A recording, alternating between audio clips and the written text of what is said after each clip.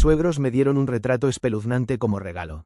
Resultó ser la evidencia de un secreto oculto, y toda la vida de mi esposa era una mentira. Mi esposa y yo compramos nuestra primera casa juntos hace 2 años, justo a las afueras de Charleston, Carolina del Sur.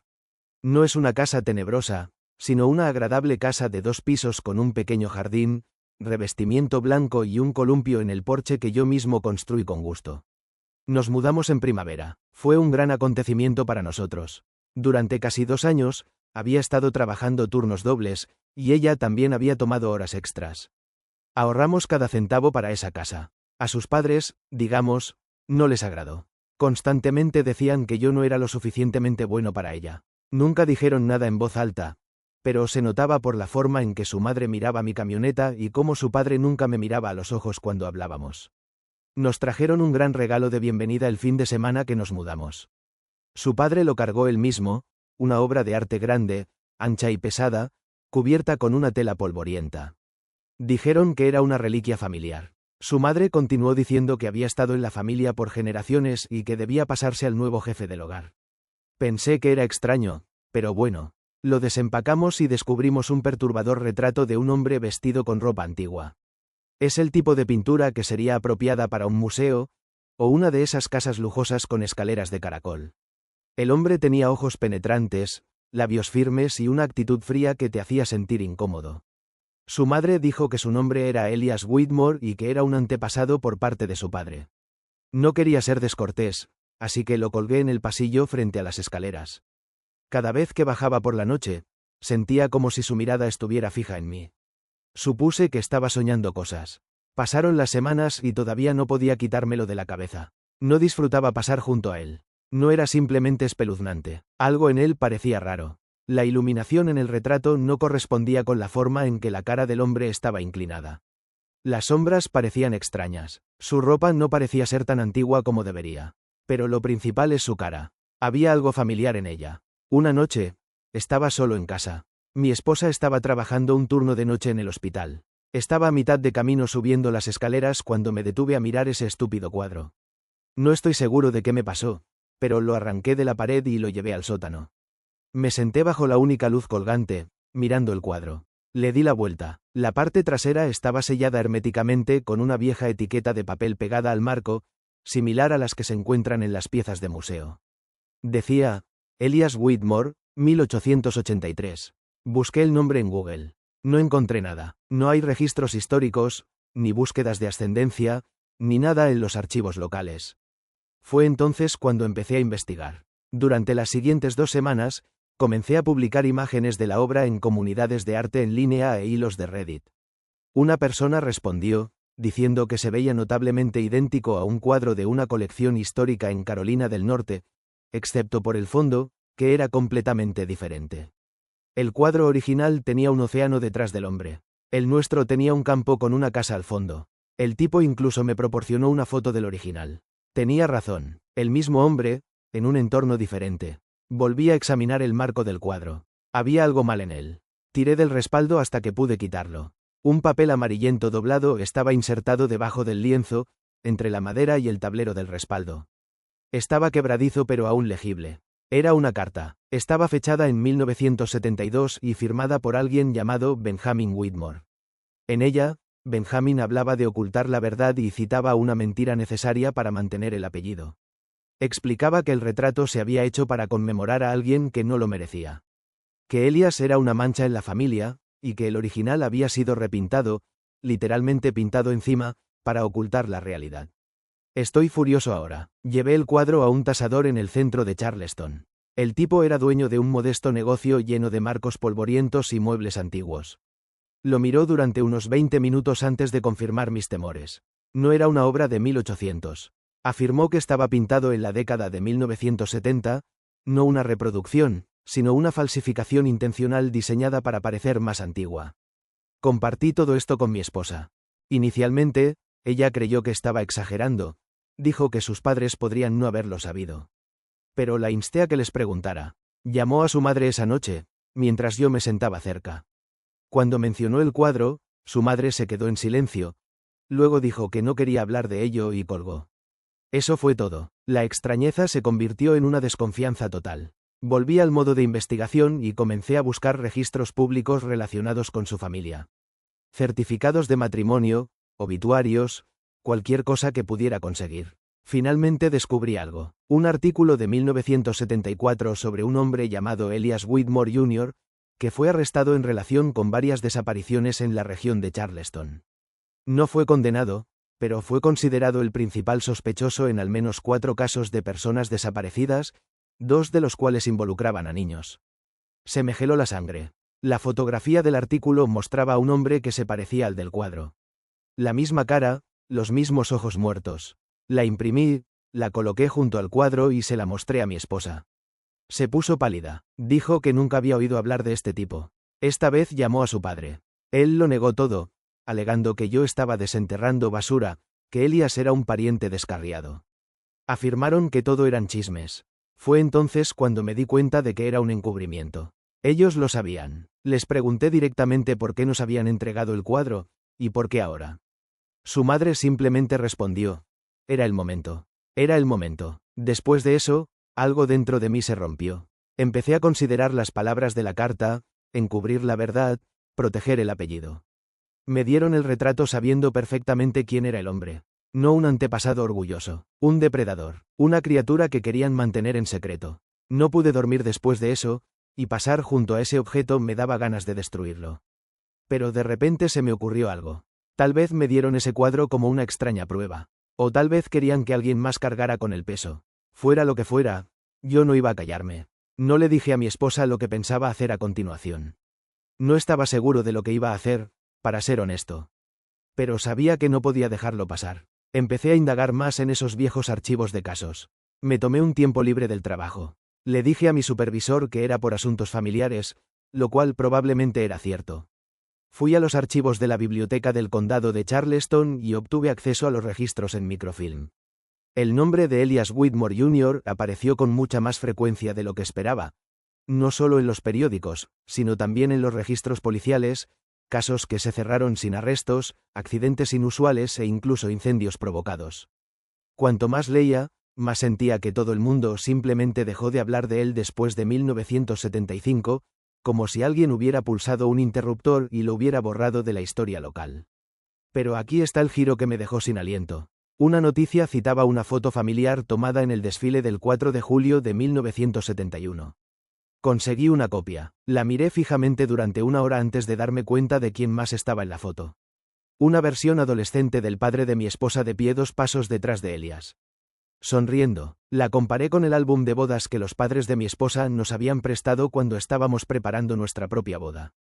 Había un hombre en una de las fotos de grupo, a un lado y cortado por la mitad. Nadie me había dicho nunca quién era. Supuse que era simplemente un tío cualquiera. El mismo hombre, Elias, había estado en su boda. Imprimí ambas imágenes, rodeé sus caras y las coloqué en la encimera de la cocina. Mi esposa las notó cuando regresó a casa del trabajo. Las levantó lentamente, las miró durante un largo rato y no dijo nada. Luego se sentó a la mesa y me preguntó: ¿qué crees que están escondiendo? Era la primera vez que se permitía creer que algo andaba mal, que sus padres nos habían mentido a los dos. Y entonces me dijo algo que nunca olvidaré. Recuerda que su padre le dijo una vez: a veces la gente crea monstruos, y a veces las familias los tienen como mascotas. En aquel momento le pareció una observación extraña. Ahora parecía una confesión. Esa noche, recibí una llamada de un número desconocido. Respondí, anticipando un vendedor telefónico. Era su padre. Sonaba relajado, demasiado tranquilo. Dijo: no sabes con qué te estás metiendo. Algunas cosas es mejor dejarlas enterradas. No respondí, simplemente colgué. Antes de continuar, recuerda suscribirte al canal. Nuevas historias reales todos los días. Al día siguiente, cuando bajé al sótano a buscar el retrato, había desaparecido. Registré toda la casa y le pregunté a mi esposa. Ella no lo había tocado. No habíamos tenido visitas en casa. Nadie tenía llave excepto nosotros. Alguien había entrado, pero solo para llevarse el cuadro. Esa misma noche, a las 3:12 de la madrugada, se encendió la luz con sensor de movimiento de nuestro exterior. Revisé la cámara. Un hombre alto con un abrigo oscuro pasó por delante de nuestro jardín y miró directamente a la cámara antes de que la transmisión se volviera estática. La policía no encontró evidencia de entrada forzada. No robaron nada, solo el cuadro. Y las imágenes desaparecieron de la nube a la mañana siguiente, borradas por completo. Mi esposa finalmente se derrumbó. Dijo que su padre siempre había sido raro, dominante, frío. Pero nunca lo había relacionado con algo así. También admitió algo más. Cuando era más joven, quizás de 6 o 7 años, recuerda haberse despertado una noche y ver a un hombre de pie en el pasillo, simplemente observándola. Siempre pensó que era su imaginación. Ahora no estaba segura. Nos mudamos la semana siguiente. Pusimos la casa en venta y dejamos la mitad de nuestras pertenencias.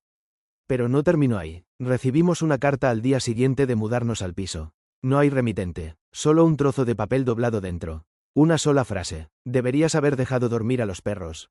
Se lo mostré a la policía. Dijeron que no había peligro, que no había nada que pudieran hacer. Sin embargo, 2 días después, alguien me siguió a casa del trabajo. Pasé 3 veces por delante de mi edificio, di una vuelta a la manzana y luego los perdí. Una camioneta negra sin placas. Solo vi la sombra del conductor, una persona grande con sombrero, con la cara oculta. Le dije a mi esposa que nos estaban vigilando. Ni siquiera discutió. Fue entonces cuando pensé que podría haber algo aún más profundo. Tal vez Elias no actuaba solo. Tal vez no se trataba simplemente de encubrir quién era, sino también lo que hacía y quién le ayudaba a hacerlo. Investigué eso también. Empecé a revisar los registros de propiedad. El nombre de Whitmore Holdings, LLC seguía apareciendo en escrituras de terrenos, documentos fiduciarios y antiguos papeles bancarios. ¿Adivinas quién era el dueño de la casa que habíamos adquirido antes que nosotros? Su padre, a través de la LLC. No fue un regalo, fue una trampa, y fue entonces cuando me di cuenta de que el retrato no era una mentira. Era un mensaje, y ahora no sabía quién más estaba involucrado. Pero estaba a punto de descubrirlo. No dormí la noche que descubrí que su padre había sido el dueño de la casa antes que nosotros. Seguía repasando todo: el regalo de la casa, el retrato, la advertencia, el allanamiento, la camioneta, la carta, y ahora la revelación de que la propiedad nunca fue aleatoria. Él nos puso allí, puso el cuadro allí a propósito. ¿Pero por qué? Mi esposa empezó a entrar en pánico. Estaba enfadada conmigo por investigar, pero aún más con sus padres. No quería creerlo, pero las pruebas seguían acumulándose. Y entonces recordó algo más, algo que nunca me había contado. Cuando era adolescente, se coló en el estudio de su padre y usó su computadora. Era de la vieja escuela y nunca permitía que nadie entrara. Recuerda haber visto una carpeta cerrada en el escritorio llamada Archivo AW.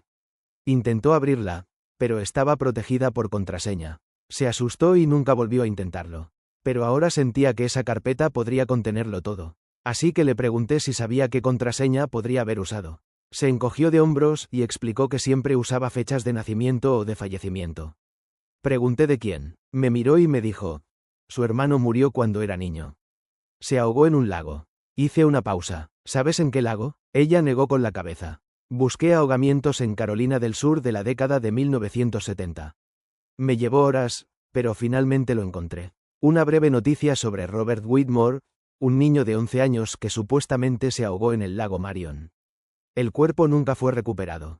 Supuestamente, no confirmado. Algo no me cuadraba. Entonces encontré otro archivo, un viejo informe del sheriff que destacaba la especulación local de que el niño había sido secuestrado, no ahogado. Sin embargo, el caso se cerró cuando el único sospechoso murió en un incendio días después. Adivina quién fue nombrado como amigo íntimo de la familia del niño desaparecido. Elias Whitmore, Jr. Todo parecía estar cerrando el círculo. Aquí viene el giro más impactante. Revisé los registros de propiedad de los terrenos que rodean el lago Marion. Un terreno cerca del agua había sido vendido 3 veces a empresas fantasma, pero todas estaban relacionadas con Whitmore Holdings LLC. ¿Cuál era el nombre del comprador original? Robert Whitmore. Nunca murió. Cambió de identidad. Su padre era Robert Whitmore. Por eso no existe un certificado de defunción. Por eso todo lo relacionado con Elias había sido enterrado. Robert había estado presente, porque él lo sabía. Tal vez ayudó, tal vez observó, tal vez participó. Entonces me di cuenta de algo que casi me enferma. Si Robert fingió su muerte, creció en el anonimato y heredó el nombre de un niño perdido. ¿Quién demonios era Elias? Volví a la foto del álbum de bodas y la pasé por una herramienta de reconocimiento facial. Subí la foto de la boda de Elias y también su foto del periódico de los años 70. No coincidían. Personas diferentes. Mismo nombre. El hombre del retrato no era Elias en absoluto. Era el Robert Whitmore original. Y el hombre que asumíamos que era Robert, el padre de mi esposa, era en realidad Elias. Asumió la identidad de su hermano. Tomó su nombre, su vida y posiblemente incluso su propiedad. El que era llamado monstruo en la carta no era Elias. Se trataba de Robert, el sujeto del retrato. Esa carta era el intento de Elias de cubrir sus huellas, culpando de todo a su hermano, y luego asumiendo su nombre tras el supuesto ahogamiento.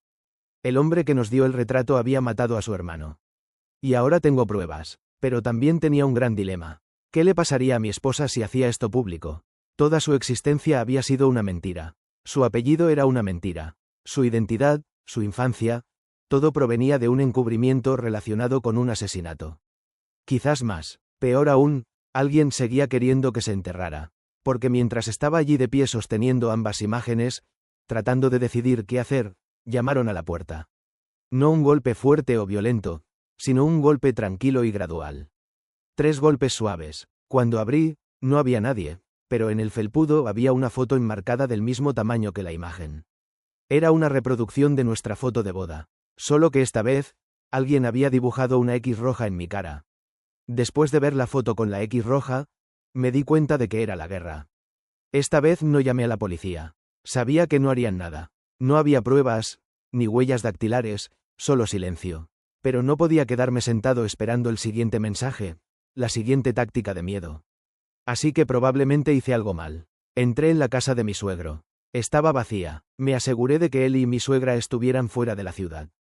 Estaban visitando a su pariente en Georgia.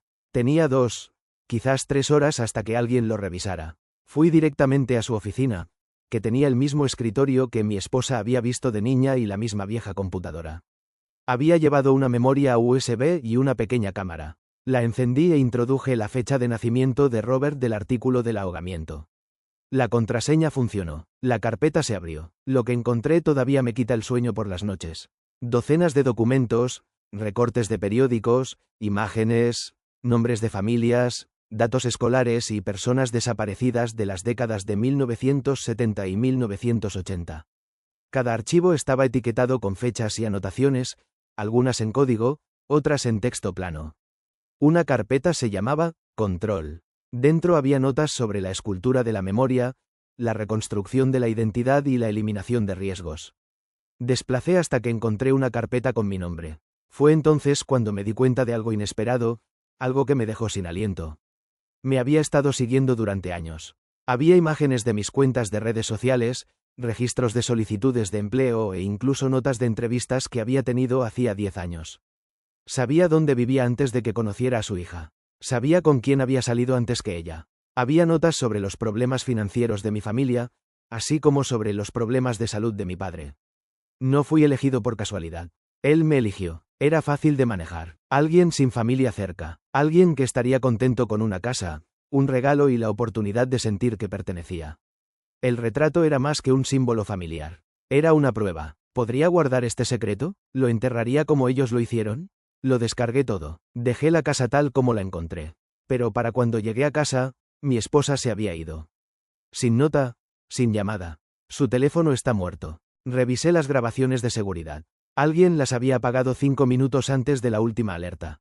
Tenía que ser él. Contacté con la policía. Esta vez, tenía pruebas reales. Envié los archivos a un periodista conocido de la universidad que trabajaba en Atlanta. Me devolvió la llamada presa del pánico. Hombre, preguntó, ¿te das cuenta de lo que me acabas de dar? Esta gente compró policías, jueces, terapeutas y trabajadores sociales. Hay nombres aquí que todavía tienen influencia. Me dijo que me mantuviera callado. No podía, especialmente con mi esposa desaparecida. Han pasado 3 días. No hay noticias. Entonces llegó un paquete, sin remitente. Dentro había un teléfono desechable. Se enciende con un solo mensaje. Reúnete conmigo donde todo comenzó. Lago Marion. Sabía que era él, conduje hasta allí. No se lo dije a nadie. No llevé un arma, solo el teléfono y una unidad USB. Lo encontré de pie en el muelle. Mi esposa estaba a su lado. Parecía pálida y aturdida, como si hubiera estado llorando durante días. Se dio la vuelta, tranquilo y frío. Deberías haberte detenido, dijo. Podrías haber tenido una vida tranquila. Le pregunté qué le había hecho. Dijo, nada, todavía. Y fue entonces cuando tomé mi decisión. Saqué la memoria USB y la tiré al agua.